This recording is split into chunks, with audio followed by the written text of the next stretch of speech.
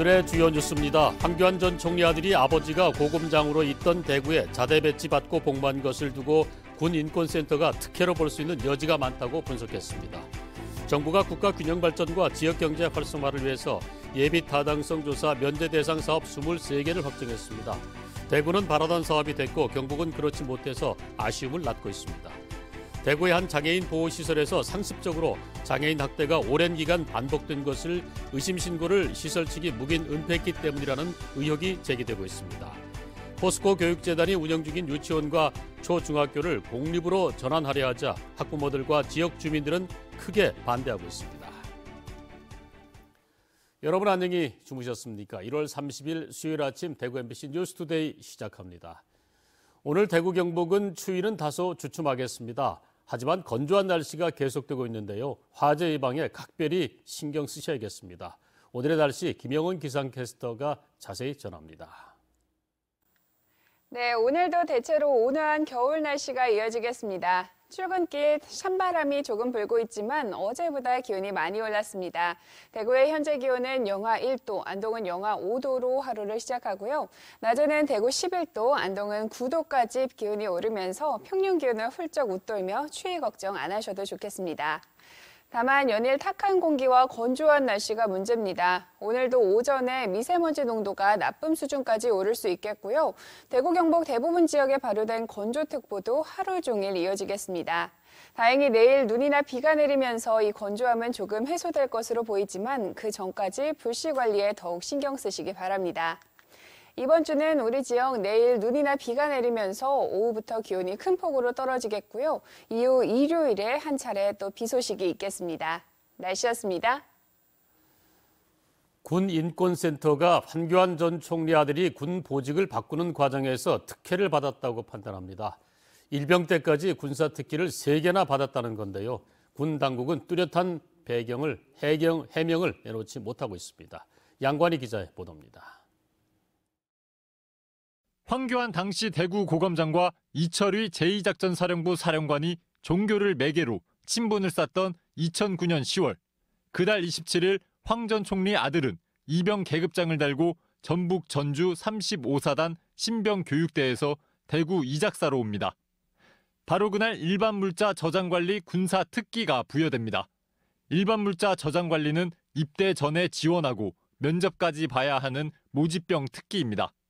사단 신병교육대 보병으로 입대를 하면 해당 사단에서 보병으로 근무를 하는 것이 일반적인 케이스인데 이 경우에는 이제 그 모집병 특기로 갑자기 특기를 대구 이작사로 온 황 전 고검장 아들은 배치되는 병사가 아주 드문 제5지구 인쇄소에서 군복무를 합니다. 그러다 황 전 총리 아들은 8개월 뒤 군사 특기가 다시 행정 PC 운용으로 바뀝니다. 복무 장소는 이작사 인사처입니다. 육군 명령에는 황 전 총리 아들이 군에 입대한 지 1년도 안 돼 군사 특기를 3개 받은 것으로 나옵니다. 일병 때 갑자기 무슨 이유인지 알 수 없지만 그 몇 달 되지 않아서 또 특기를 다른 걸로 바꾼다던가 하는 것들은 일반 병사들이 군 생활을 하면서 겪기는 힘든 일이고 군사 특기가 바뀔 때 심의위원회가 열려 이유 등을 적어놓아야 하지만 군 당국은 확인할 수 없다고 말했습니다. 전주 35사단에서 대구 이작전 사령부로 온 황 전 총리 아들은 당시 황교안 대구 고검장과 친분이 있던 사령관이 이작사를 떠나는 2011년 4월까지 총 18개월을 함께 있다 조금 뒤 만기 전역했습니다. MBC 뉴스 양관입니다. 정부가 국가 균형 발전과 지역 경제 활성화를 위해서 예비 타당성 조사 면제 대상 사업 23개를 확정했습니다. 한마디로 요약한다면 대구는 바라던 사업이 됐고요. 경북은 그렇지 못해서 아쉬움을 낳고 있습니다. 윤영균, 정동원 두 기자가 차례로 보도합니다. 저는 서대구 고속철도역 예정지에 나와 있습니다. 2년 뒤면 완공될 예정이죠. 이곳에서 대구 국가산업단지까지 34.2km 길이의 대구 산업선이 오는 2027년까지 깔리게 됩니다. 국비 1조 원이 넘게 드는 대형 사업인 만큼 지금까지는 경제성이 떨어진다는 이유로 대구 산업선 계획은 발이 묶여 있었습니다. 정부가 예비 타당성 조사 면제 사업에 포함하면서 이젠 첫 삽을 뜰 수 있게 됐습니다. 상대적으로 인구수가 적고 인프라가 취약한 비수도권은 예비 탄소상 조사 통과가 어려워 새로운 대규모 프로젝트 추진이 오히려 늦어지고 이로 인해 사람이 모여들지 않은 악순환이 지속되고 있습니다. 대구 산업선은 대구 국가산업단지와 대구 테크노폴리스, 달성 1차 산업단지와 성서 산업단지를 통과하고 계명대를 포함해 도시철도 1, 2, 3호선과도 연결됩니다. 대구시는 산업단지의 물류 비용을 줄이고 1년에 10,000명꼴로 인구가 느는 달성군을 포함해 대구 서남부 주민 나들이가 훨씬 쉬워질 것으로 기대합니다. 남부 내륙 고속철도와 달빛 내륙철도를 비롯한 철도망이 동서남북으로 더 촘촘하게 연결됩니다. 교통 여건을 획기적으로 개선을 해서 외부로부터의 우리 지역에 대한 투자 또 외부에서 우리 지역으로 유능한 인력들이 들어올 수 있는 어떤 큰 계기가 될 수 있지 않겠나 이렇게 생각을 합니다. 대구 산업선은 내년부터 설계를 시작하고 2022년에 공사를 시작해 2027년에 완공합니다. MBC 뉴스 윤용균입니다. 경북의 예타 면제 사업이 포항과 동해를 잇는 동해선 단선전철화로 결정됐습니다. 사업비는 4천억 원. 당초 경상북도가 신청했던 두 사업인 1순위 동해안고속도로 7조 원, 2순위 동해안 복선전철철도 4조 원에 비해 턱없이 작습니다. 전체 예타 면제 사업비 24조 1천억 원을 17개 시도로 평균 낸 금액인 1조여 원에도 크게 모자랍니다. 경상북도는 실망감을 나타내면서도 동해안 복선전철화에 기반을 마련했다고 자평했습니다. 이번을 계기로 문은 열어놨으니까 복선전철을 계속 요구하도록 하겠습니다. 또 경상남도가 신청한 4조 7조 원의 김천 거제 간 남부 내륙철도가 예타 면제 사업으로 선정됐기 때문에 이 사업의 경북 구간인 김천 고령 간 사업비 1조 6천억 원을 포함하면 경북의 사업비는 2조 원이라고 밝혔습니다.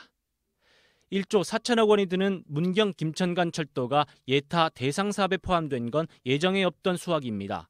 예타 면제가 아니라 대상이긴 하지만 경북의 면제 사업비가 적게 반영된 보상 차원으로 풀이됩니다.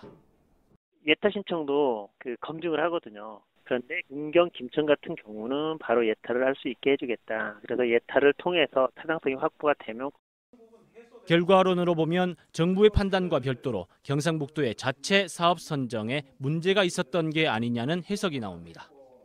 고속도로하고 철로를 같이 신청한 부분이 조금 더 검토를 했었어야 되지 않겠나 이런 생각이 들고요. 영일만 대교 건설을 포함하는 동해안 고속도로가 물거품 되면서 단선전철 수혜 지역인 동해안 지역마저 이번 결정에 크게 실망하는 분위기입니다. MBC 뉴스 정동원입니다. 대구문화방송이 단독 보도한 중증장애인 학대 사건 관련 소식입니다. 학대가 오래되었다고 하는데요. 학대가 이렇게 오래 반복된 이유는 사건을 외부에 알리지 않겠다며 무시해온 조직 문화가 있었습니다. 박재형 기자가 자세히 취재했습니다. 상습적으로 발생한 학대 행위를 지적 장애가 있는 중증 장애인들은 그게 학대인지도 알 수가 없습니다. 때리고 막 폭행을 하는 걸 몇 번을 봤어요. 정말 이렇게 하시면 안 된다고. 선생님들은 교도관 역할을 하는 것 같고 장애인들은 무슨 수용소에 있는 듯한 느낌 있잖아요. 지켜보던 사회복무요원은 폭력 문제가 심각하다고 복무일지에 여러 차례 썼습니다. 학대와 폭력은 이어졌지만 신고로 이어지지 않았습니다. 사회복지사부터 시설장, 전 재단 이사장까지도 묵인하고 은폐했습니다. 몇 번이나 제가 얘기했어요. 본인한테도 그랬고. 그리고 조치도 이거 그대로 두면 안 된다고 분명히 말씀을 드렸어요. 누구한테요? 시설장님하고 재단 이사장님한테 했죠. 전 재단이? 네네네. 학대 행위를 참다 못한 일부 복지사가 문제 제기를 하자 폭력을 휘두른 문제의 사회복지사가 책임을 지고 퇴사하겠다는 뜻을 밝혔습니다. 복지재단 이사장은 사직서를 발의하고 가해자가 중증 장애인과 함께 생활하도록 방치했습니다. 폭행 문제가 결국 외부에 알려지자 이사장은 전후 사정을 잘 알지 못해 사표를 반려했다며 예전 일은 잘 모른다고 발뺌하고 있습니다. 가해 사회복지사가 쓴 자필 확인서는 그렇지 않다는 것을 보여줍니다. 스스로 이사장에게 사건 전말을 전했다고 기록돼 있습니다. 이거는 뭐 의사당과 얘기했는 부분이고 저 하나 나가서 끝나는 문제가 아니라는 그거에서 반대하면서 요청을 하였음에도 불구하고 내가 해주지 않을 거야. 대표이사가 승인하지 않으면 되지 않아. 장애인 학대 의혹을 신고하려는 일부 직원들의 양심적인 목소리는 힘없이 묻혀버렸습니다. 경찰이 학대 은폐 의혹에 대한 수사도 반드시 해야 한다는 목소리가 높아지고 있습니다. MBC 뉴스 박재영입니다. 요즘 농촌은 선거 바람에 들썩이고 있습니다. 전국 동시조합장 선거가 3월에 있는데요. 벌써 과열이라는 말이 나오고 있습니다. 돈을 받으면 3천만 원까지 과태료를 물고 위반 행위를 신고하면 포상금을 3억 원까지 받을 수가 있습니다. 윤태호 기자의 보도입니다. 성주에 있는 농협조합장으로 출마하려는 A씨는 지난해 말 동네 어르신 30여 명이 있는 운동 모임을 찾았습니다. 식사비로 30만 원을 건넸는데 그 가운데 조합장 투표권이 있는 조합원이 있었습니다. 조합장으로 나오는 사람은 선거 180일 전부터 기부를 해서는 안 되는데 어겼습니다. 정말 잘 보내기 시작하고 나오는데 하여튼 그 회장님하고 막 그렇게 됐습니다. 제가 조금 그 순간적으로 조금 만긍했는 것 같습니다. 경산에 있는 농협조합장은 지난해 설과 추석에 조합원에게 570여만 원어치 선물을 돌렸다가 검찰에 고발됐습니다. 조합장은 조합원에게 선물을 할 수 없습니다. 3월 13일로 다가온 제2회 전국 동시조합장 선거를 앞두고 불탈법 사례가 잇따르고 있습니다. 조합장 선거의 경우 유권자 수가 평균 2,000명 안팎이어서 금품을 살포하거나 금품을 매개로 후보자나 유권자를 매수하는 일이 다른 선거보다 더 많은 게 현실입니다. 정부 혼자하고 금권선거 다 그렇잖아요. 금전 살포하고 뭐 그런 데가 있습니까 지금? 현재까지 대구 검찰은 조합장 선거와 관련해 11명을 입건해 조사를 벌이고 있습니다. 설 연휴를 전후해 돈이나 선물을 돌리고 식사 대접을 하는 사례가 늘어날 것으로 보고 전담 수사반을 꾸렸습니다. 경찰과 선관위도 금품 살포뿐 아니라 흑색 선정과 조합 임직원의 선거 개입도 단속합니다. 4년 전 제1회 동시조합장 선거에서는 대구 경북에서 194명이 입건돼 139명이 기소됐습니다.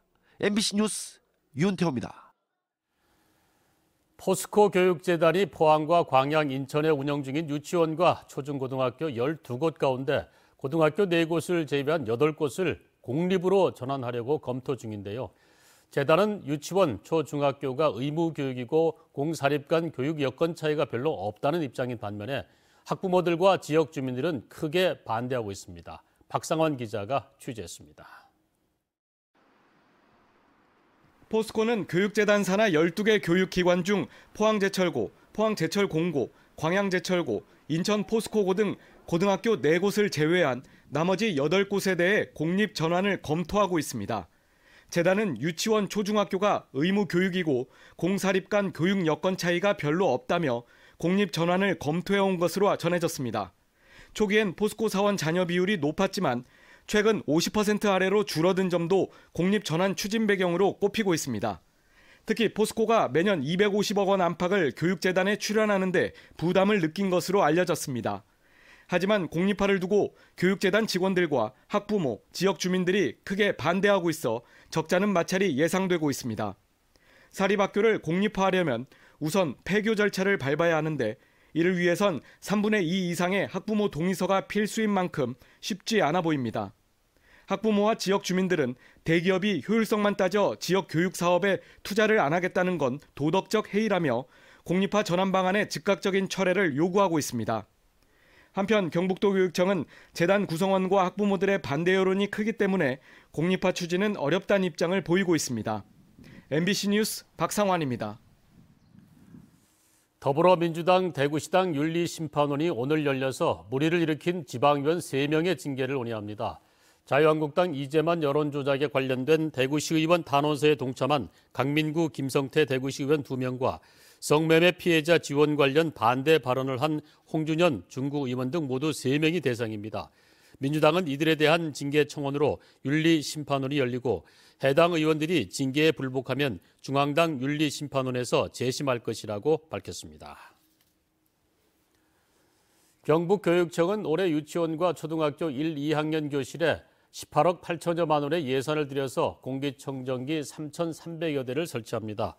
공기청정기를 구매해서 설치하는 작업은 지역교육지원청이 주관합니다. 경북교육청은 지난해 하반기에도 13억 3천여만 원의 예산을 들여 공립유치원 초등학교 1, 2학년 특수학급 868학급에 공기청정기를 설치했습니다. 대구시는 음식물 쓰레기 발생량을 줄이기 위해서 공동주택 등의 무선인식 방식 종량제 기기 240대를 추가로 설치합니다. 이 기기는 음식물 쓰레기 배출량을 자동으로 계량해 버린 만큼 처리 수수료를 부과하는 방식으로 운영됩니다. 또 쓰레기를 배출할 때 외에는 뚜껑이 닫혀서 악취 저감 등 주변 환경 개선에도 도움이 됩니다. 대구시는 지난 2011년부터 100가구 이상 공동주택을 대상으로 사업을 시작해 지난해까지 2,900여 대를 설치했습니다. 프로축구 대구FC가 팀 공격을 이끌었던 외국인 선수 세징야 에드가 선수와 재계약했습니다. 지난해 FA컵 우승과 리그 7위 달성으로 많은 이적 제의를 받아왔던 두 선수는 새 축구 전용구장 시대와 아시아 챔피언스 리그 도전이라는 비전에 대구FC와 재계약을 결심했다고 밝혔습니다. 다음은 희망 2019 나눔 캠페인에 성금을 보내주신 분들입니다.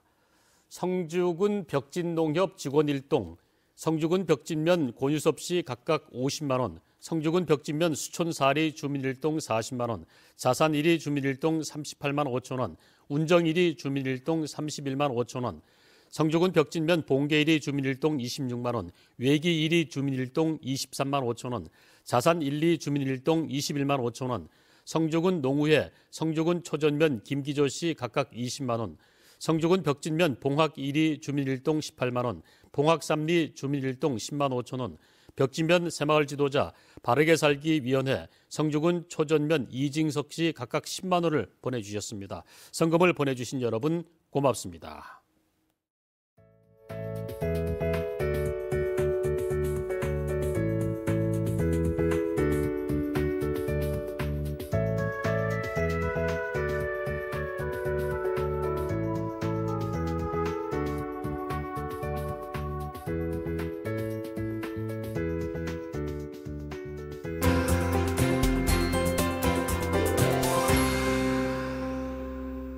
오늘도 비교적 온화한 겨울 날씨가 이어지겠습니다. 출근길 찬바람이 조금 불고 있지만 어제보다 기온이 많이 올랐습니다. 대구의 이 시각 기온은 영하 1도, 안동은 영하 5도로 하루를 시작하고요. 낮에는 대구 11도, 안동은 9도로 평년 기온을 훌쩍 웃돌면서 오늘 추위 걱정 안 하셔도 좋겠습니다. 다만 연일 탁한 공기와 건조한 날씨가 문제입니다. 오늘도 오전 중 미세먼지 농도가 나쁨 수준까지 오를 수 있겠고요.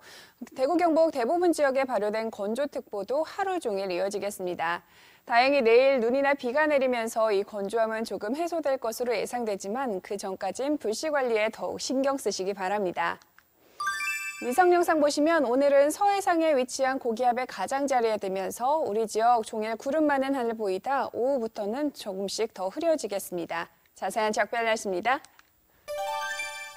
대구의 아침 기온 영하 1도, 고령 영하 5도로 출발합니다. 낮 기온은 대구와 고령 모두 11도로 어제보다 기온이 더 높겠습니다. 문경의 이 시각 기온 1도, 김천 영하 7도 보이고 있고요. 낮 최고 기온은 문경 8도, 김천도 8도 예상됩니다. 안동의 현재 기온 영하 5도, 의성 영하 6도로 하루를 시작합니다. 낮에는 안동 9도, 의성 10도로 모두 평년 기온을 웃돌겠습니다. 경주의 아침 기온 영하 1도, 낮 기온 12도까지 오르겠고요. 바다의 물결은 최고 3m로 일겠습니다. 이번 주는 우리 지역 내일 눈이나 비가 내리면서 오후부터 기온이 큰 폭으로 떨어지겠고요. 이후 일요일에 또 한 차례 비 소식이 있겠습니다. 날씨였습니다.